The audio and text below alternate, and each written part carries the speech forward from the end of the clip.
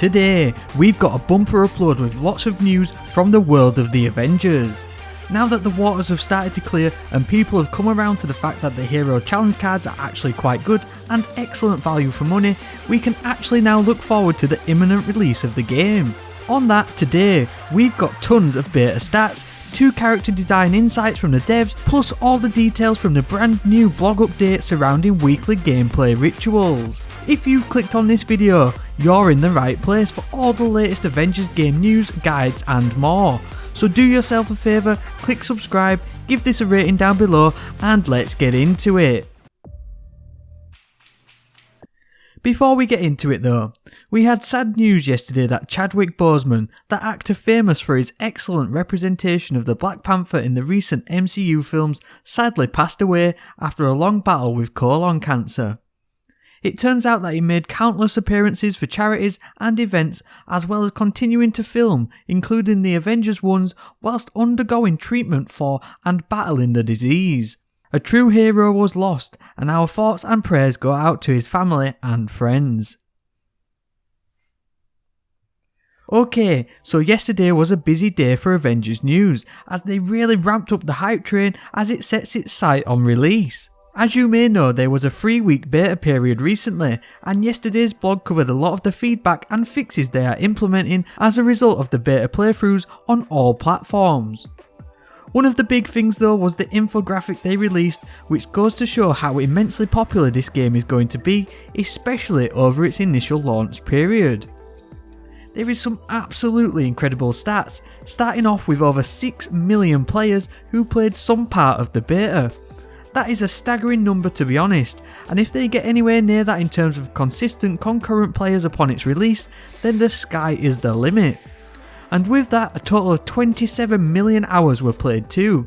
It definitely seemed to scratch that superhero itch for a lot of people.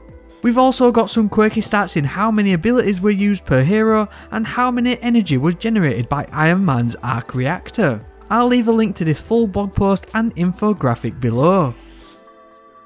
On top of that, we also got the first of 6 hero spotlights, starting off with 4. This article is a nice little insight into the ideas and development that went into the creation of his abilities and moveset, and is an interview with the game's creative director, Sean Escarge. Despite Thor being one of the most powerful heroes who is seemingly indestructible, they state that they have leaned into his own personal insecurities, stating that Thor's battle with his own worthiness is a big part of the story of the game. It's a really interesting read as they discuss how they selected how they were going to represent his image in the game and how they got inspiration from the recent Thor movies in how to use Thor's hammer in combat situations. At the time of making this video, they also dropped a new hero spotlight for super spy Natasha Romanoff. It's also another great read, and they reveal that Black Widow was the first hero to be worked on and completed. They have based a lot of her style and moves from the Marvel Knights comic series and really leaned into her super spy image, stating it was a labour of love in terms of getting her to feel just right. Again, I'll leave a link down below for the full articles for those who want to read them and learn more on the development of these heroes. We also got the final blog post of the week, rounding out the everything you need to know blogs with a look at what to expect from the weekly ritual and progress in the game. This concerns the grind that aside from the hero level, abilities, gear and challenge cards available, it sets expectations as to what activities will reset weekly, new missions that are opening up as you hit the end game, and future additional content. They first up start by hyping up the War Table livestream, which is going to be live on Tuesday the 1st of September, which is going to feature new and future content as well as the next hero reveal and missions they will bring with them. Now, as this blog is focused on the weekly gameplay loop, they call these variety of missions events, which as well as the regular story missions and side quests, there are also going to be events that rotate on a weekly or seasonal basis. These events will have gear and cosmetics that are unique to them and only available for a limited time. Again, it's great to see this from in-game loopable farmable content. It's definitely going to be a driver to make your hero feel like your own. As far as these events go, they will be updated on the War Table, which they have stated is dynamic. Each week they will have bonified missions, which will be designated as priority missions and priority harm challenges. These will offer unique rewards and be full of challenging modifiers, making your hero's gear and build loadout even more important. This is great for those build crafters out there, as it is likely elemental damage will be a huge requirement when it comes to completing these missions. I liken it to the skull system from Halo and even the Nightfall modifiers in Destiny. It's definitely an area of the game I'll be looking forward to grinding out. They also teased 2 new mission modes, one which will be a co-op weekend only mode and another that appears to be a solo only gauntlet wave based style event which will require you to use all of your heroes on a rotational basis. Factions are also going to be a pivotal piece of the weekly gameplay loop, as they will offer missions and bounties in turn for gear, cosmetics and faction XP. Ranking up factions like Shield or Inhuman will offer better rewards too, so I'd recommend checking in often as they rotate daily and weekly too. Challenge cards are also mentioned again. These have daily and weekly challenges to complete in order to level up each hero's card for new gear and rewards. Lastly, community challenges are going to be a regular occurrence going forwards. They provide an example that by defeating a set amount of enemies during a set period of time will yield rewards for the whole community.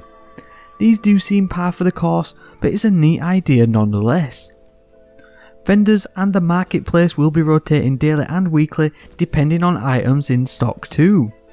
Finally, we get a brief tease about outposts, which are labelled as explorable places with friendly faces and unique vendors.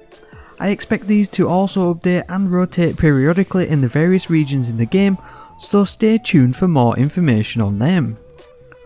Operations are the final ace up the sleeve of Crystal Dynamics, literally telling us to tune into the livestream this week to learn more, as well as a release date for the first one.